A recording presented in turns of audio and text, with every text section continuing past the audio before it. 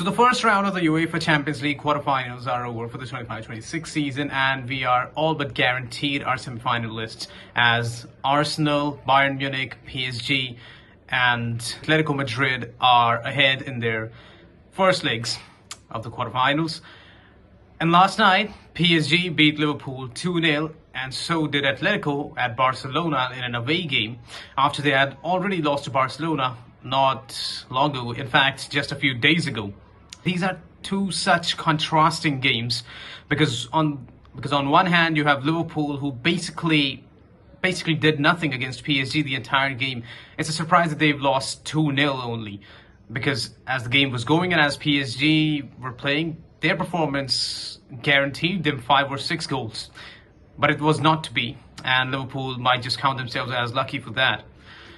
And Atletico, on the other hand, played the opposite style against Barcelona. They didn't go for anything big and they restricted themselves. They went back to the basics. They approached with Diego Simeone's traditional strategy. And it worked. It worked against Barcelona, and Barcelona had no answers to Atletico's questions, as Atletico then beat Barcelona 2-0. And these are two such important games to talk about because Liverpool have still a lot to fight for in this season. They still have the Champions League to fight for, and it is still interesting to see where Liverpool and Arne go from here, because the season so far, Arne tenure at Liverpool, it's been kind of a mixed bag of emotions. It's also been kind of a mixed bag of results. Liverpool have now lost about 16 games alone in this season, which is their highest in the last 12 or 13 years. Atletico, on the other hand, have had a fairly good season, in fact better than the previous 2 years.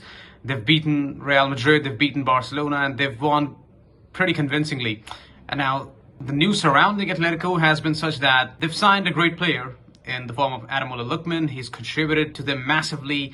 He's led Atletico to the quarterfinals, and now they're basically into the semifinals now, as the state of the affairs looks like right now.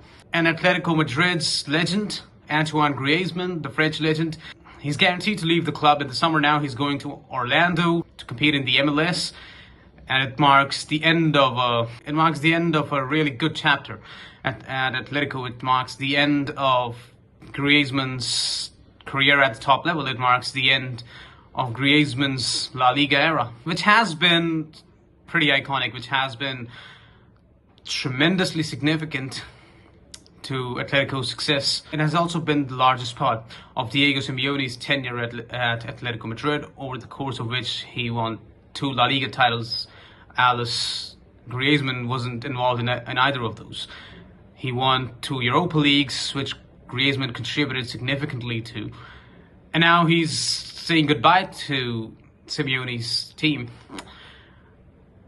And anyone who saw the press conference before the game would have been convinced that Atletico were winning this game over Barcelona, even considering the fact that Atletico had lost to Barcelona last week, and it was not the most noble of losses for Atletico either. Because the 2-minute talk that Diego Simeone had over Griezmann and his contributions to Atletico, and he was saying goodbye to him before the press conference even began. Any player, after listening to that, would be ready to die for Simeone on the pitch. Any player would be ready to give their lives on the pitch for that coach. And that has been the case with Simeone all his tenure at Atletico. He's such a great man manager. He's a tremendous man manager. He knows how to coach his players. He knows how to instill that belief. He knows how to instill that feeling of winning out of anything in his players. And that has been the reason that Simeone and Atletico have been somewhat successful. And if you look at it in one way, tremendously successful.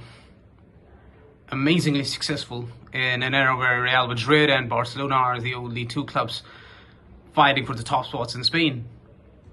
And in that era, Atletico has proven to be the third big power in Spain. They've regularly competed for the top spots in La Liga. They've competed for the top spots in Europe. They've competed for the domestic cups. They're still in the Copa del Rey final, and they probably are going to win it. That is probably going to be the send-off trophy for Griezmann. If Atletico don't go on to win the Champions League, which at the moment seems very convincing, because the way Atletico have played in Europe this season, them winning the Champions League is not off the books. Them winning the Champions League is not an impossibility. But Griezmann and Lookman are not the only players who have contributed in Atletico's success, especially in the past couple of seasons, because Julian Alvarez is Atletico's most important player right now. And he proved it last night as well with his free kick. If you saw the free kick, he just shot it. He aimed it really well. He had the target in his mind. He had all the self-belief. He said he practiced many free kicks before the game. But none of those went in. And then he tried it in the game, and he scored a top bin. That is the sign of a top player. That is the sign of a world-class player. And when you have that in a team as solid as Atletico Madrid is, a team which plays with that style that very well suits Julian Alvarez, he's going to succeed. And he has been the reason why Atletico Madrid has been doing so well this season, why they have been doing so well for the past couple of seasons. Because you need a player with his kind of abilities who can score these outrageous goals, who can save his team from anything, who can take his team out of their holes that they've got themselves in.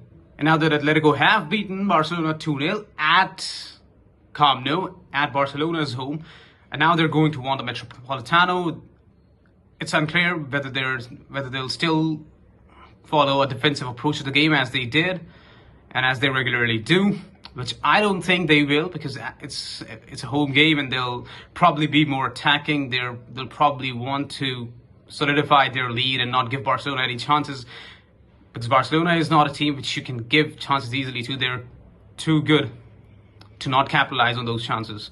Atletico is pretty much assured of going to the semi-final now, where I think they'll face Arsenal, which will not be an easy task for Atletico. They might just go on to lose against Arsenal. But given the fact that Arsenal still have such a busy schedule ahead of them and they're still competing for the Premier League, they've lost 2 cup finals in a row, Arsenal might just not be on their best. And Atletico at the moment, they're just on an upwards trajectory. Even if it goes down at some points, they're largely on an upward trajectory. And if the Atletico trade keeps on rolling, if the steam engine keeps on rolling, they might just go on to beat Arsenal. And they might just go on to compete in the final, where they'll probably face Bayernmunich or PSG, which either of which will be a great draw, either of which will be a great game to see. It is not the most difficult thing in the world for Atletico to beat Champions League winners this season. And if they have to win any time, this is probably the best time. Simeone's been due a Champions League for long. Julian Alvarez can deliver one. Ademola Lookman looks like he's in great form. And Koke and Griezmann both deserve a Champions League now, after all they've contributed to Atletico over the years. Especially when Griezmann is now saying goodbye to the team. He deserves one trophy, and it has to be the Champions League now. This is the best chance. This is the best moment, the best occasion for Atletico. And it would be a surprise if they don't go all in, if they don't pour their hearts out for this Champions League title. But then we come to the PSG-Liverpool game, which is a complete opposite, a complete contrast to the Barcelona-Atletico game. Because PSG, they've been so dominant over the past 2 years in Europe. I know they lost to Villa, they lost to Liverpool not long ago.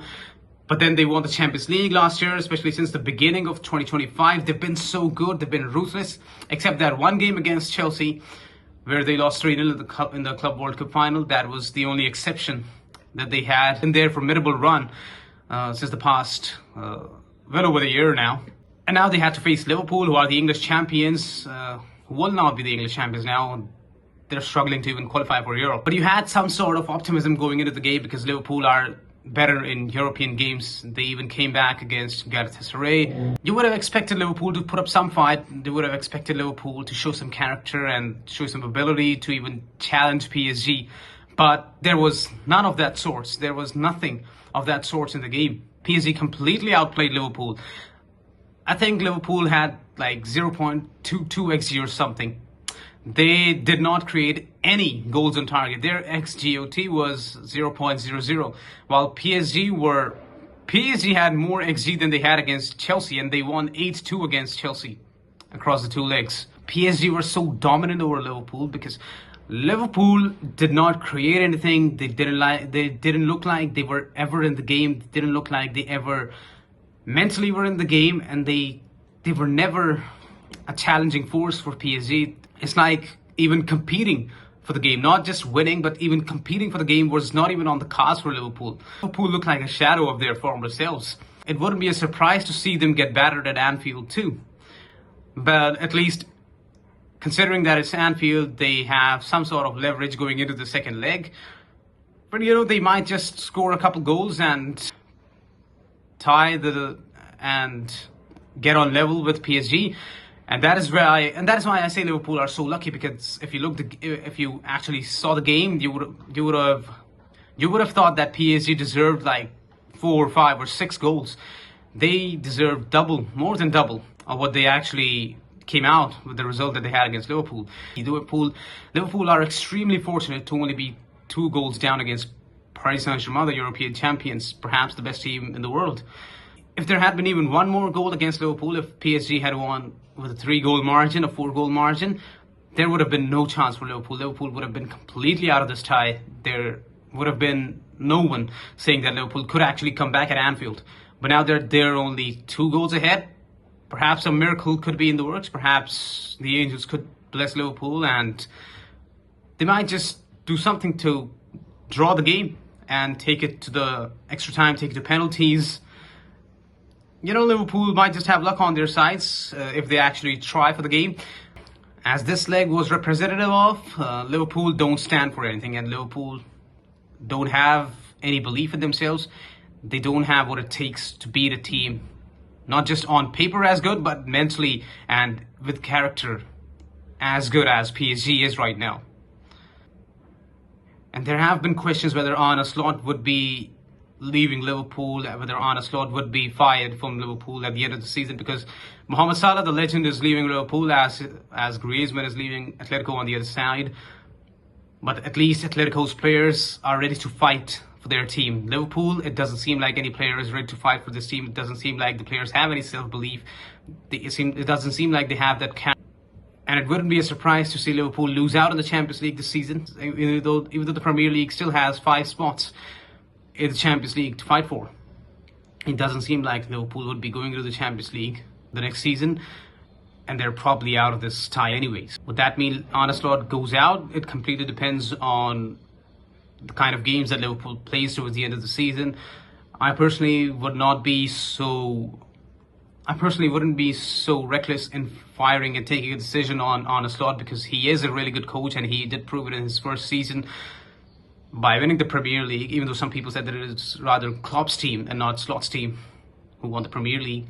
I think he has got something. He has what it takes to win trophies, but he just needs to bring it out in him, and he just needs to bring it out in Liverpool. And sometimes it does take some time in organizing things, in managing the team, and in creating that sort of environment where you can guarantee that now the club is now in a good position. The team is now formidable enough to be winning these championships. It's not just good on paper, it's actually good in practice as well. Anyways, that is it for the video. I just wanted to discuss these 2 games. And what do you guys think of Arne and Liverpool? What do you guys think of Simeone and Griezmann's legacy at Atletico? Would they win the Champions League this season? Tell me in the comments below. Subscribe to my newsletter, I'll link it in the description below, and I'll see you guys really, really soon. This is Arne signing off again.